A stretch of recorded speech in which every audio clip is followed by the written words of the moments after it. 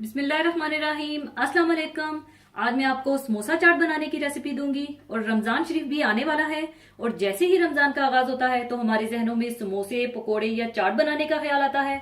तो समोसा चाट बनाने के लिए हमें चाहिए होंगे आलू के समोसे हस्बे जरूरत। और आलू के समोसे बनाने की रेसिपी मैं आपको दे चुकी हूँ, आप मेरी वो वीडियो देख लीजिएगा और बना लीजिएगा। और क्वार्टर कप तेल और उबले हुए चने चाहिए होंगे। मैंने 250 ग्राम चनों को रात भर पानी में भिगोकर सुबह इसमें थोड़ा सा नमक और सोडा डालकर बॉईल कर लिया था। और बारीक आमलेट स्टाइल में कटी हुई प्याज दरमियाने साइज की 2 अदद, टमाटर 4 अदद दरमियाने साइज के छिलका उतार कर छोटा छोटा काट लीजिएगा। हरा धनिया कटा हुआ हाफ कप, हरी मिर्चें बारीक कटी हुई 4 अदद, लहसुन पिसा हुआ 1 टेबल स्पून, सुर्ख मिर्च पाउडर 1 टीस्पून लेवल करके, 1 टीस्पून जीरा पाउडर लेवल करके, 1 टीस्पून धनिया पाउडर लेवल करके, और हाफ टी स्पून हल्दी पाउडर और नमक हस्बे जरूरत, और 1 टीस्पून चाट मसाला, और इमली का गाढ़ा पानी हाफ कप। और जिस पानी में आपने चनों को बॉईल किया था वो पानी आपने फेंकना नहीं है। वो पानी 1 कप चाहिए होगा, या जितनी आपने चनों में ग्रेवी रखना है उतना ले लीजिएगा। और दही 1 कप। और इसके अलावा चाट के ऊपर डालने के लिए थोड़े से प्याज, टमाटर और बारीक कटा हुआ हरा धनिया चाहिए होगा हस्बे जरूरत। और इमली की चटनी और ग्रीन चटनी जिसकी रेसिपीज मैं आपको दे चुकी हूं, और थोड़ा सा दही चाहिए होगा। सबसे पहले आप तेल गर्म कर लें और इसमें आप लहसुन डालकर हल्का सा गोल्डन ब्राउन कर लें।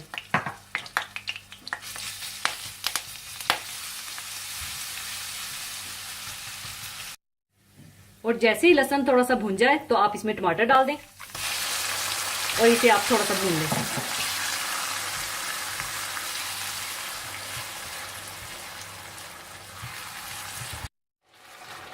और जैसे ही टमाटर मिक्स हो जाएं और थोड़े से भुन जाएं तो आप इसमें हरी मिर्चें डाल दें और अच्छी तरह से मिला लें। और साथ ही आप इसमें चने भी डाल दें और अच्छी तरह से मिला लें।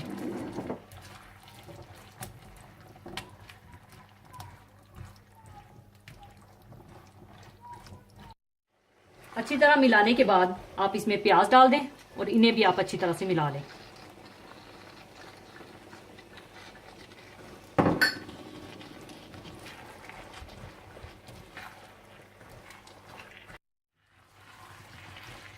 इसके बाद आप इसमें सुर्ख मिर्च पाउडर,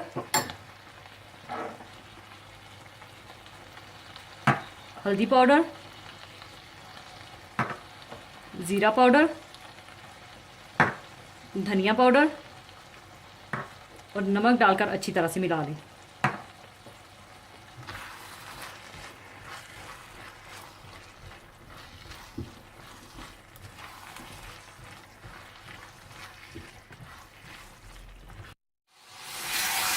चार से 5 मिनट भूनने के बाद आप इसमें मिला दीजिए दही।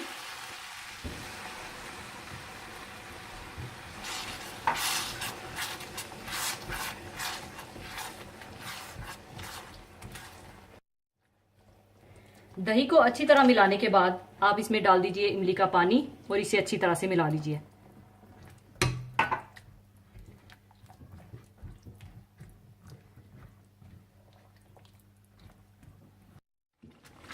पाँच से 10 मिनट और कुक करने के बाद आप इसमें चनों का इतना पानी डाल लीजिए जितनी आप ग्रेवी चाहते हैं और इसे भी अच्छी तरह से मिला लीजिए। और साथ ही आप इसमें डाल लें चाट मसाला और हरा धनिया।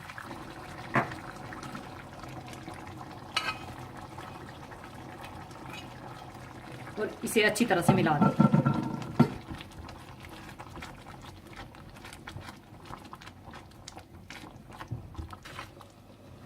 लीजिए, समोसा चाट के चने तैयार हैं। अब इन्हें मैं डिश आउट कर लूंगी।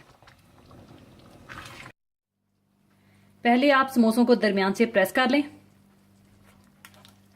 इस तरह से।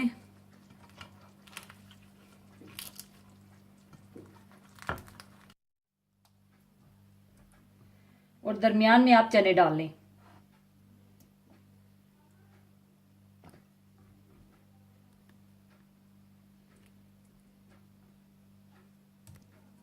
और ऊपर आप दही डाल दें। इसके बाद आप ग्रीन चटनी डाल लें।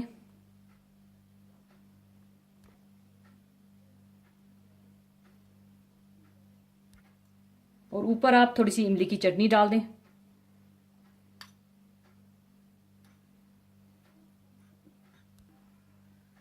और थोड़े से कटे हुए प्याज और थोड़े से टमाटर डाल दें। थोड़ा सा हरा धनिया डाल दें।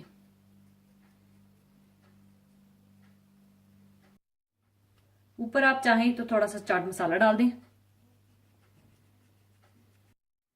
लीजिए, समोसा चाट तैयार है। जरूर बनाइएगा। और जाने से पहले एक हदीसे पाक शेयर करना चाहूंगी। हदीसे पाक इस तरह से है। हजरत सलमान फारसी रजी अल्लाह ताला अन्हो से रवायत है कि माह शाबान की आखिरी तारीख को रसूलुल्लाह सल्लल्लाहु अलैहि वसल्लम ने हमको एक खुतबा दिया। इसमें आप सल्लल्लाहु अलैहि वसल्लम ने इरशाद फरमाया कि ए लोगो, तुम पर एक अजमत और बरकत वाला महीना साया फिगन हो रहा है। इस मुबारक महीना की एक रात शबे कदर 1000 महीनों से बेहतर है।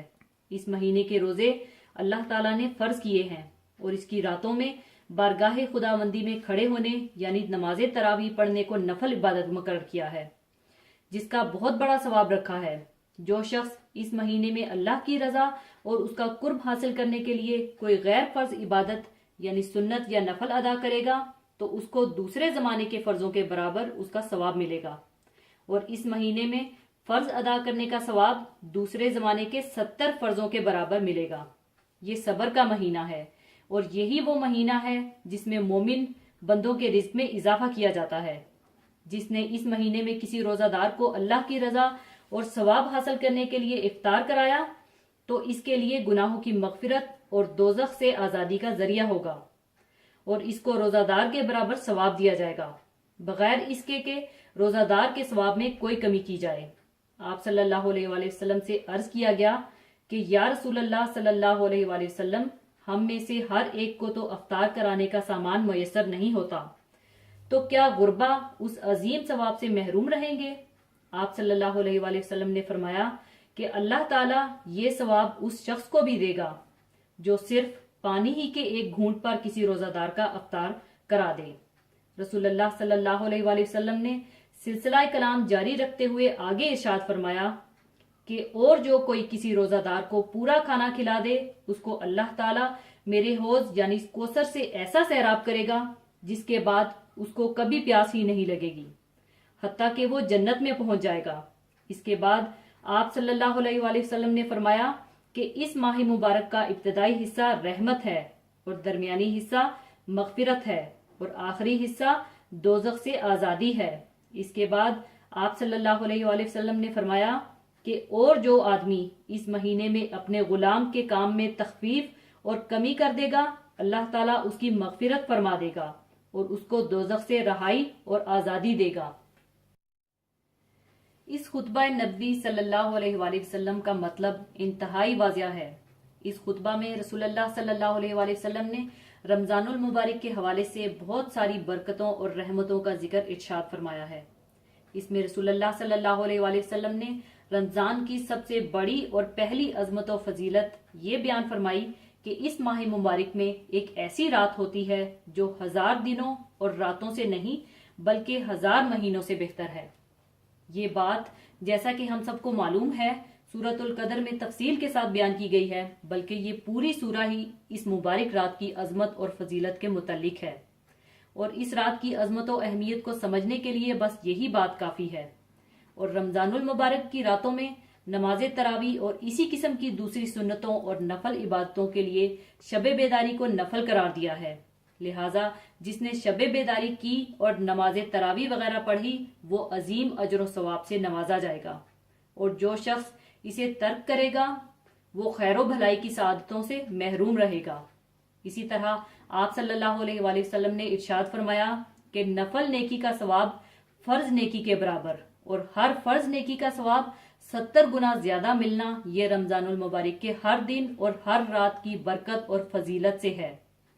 फिर आप सल्लल्लाहु अलैहि वसल्लम ने फरमाया कि ये महीना सब्र और गम खवारी का है, क्योंकि रोजा का एक बुनियादी मकसद यही है कि हमें सब्र और तहम्मुल और बुर्दबारी की आदत हो, और जो चीजें नफ्स को मरगूब हैं इन्हें अपनी मर्जी से तर्क करना आ जाए।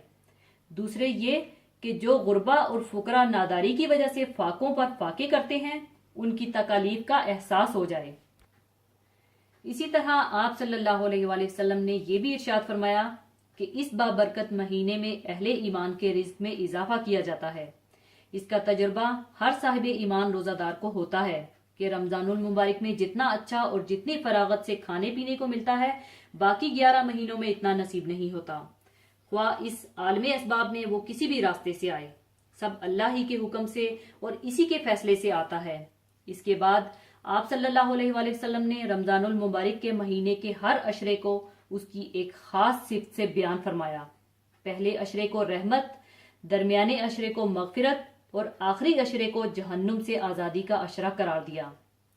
खुतबा के आखिर में आप सल्लल्लाहु अलैहि वसल्लम ने ये इरशाद भी फरमाया कि रमजानुल मुबारक के महीने में अपने खिदमतगार और मुलाजिम के साथ इंतहाई मरवत और मोहब्बत का मामला करो और उनके फराइज खिदमत में आसानी और रायत करो।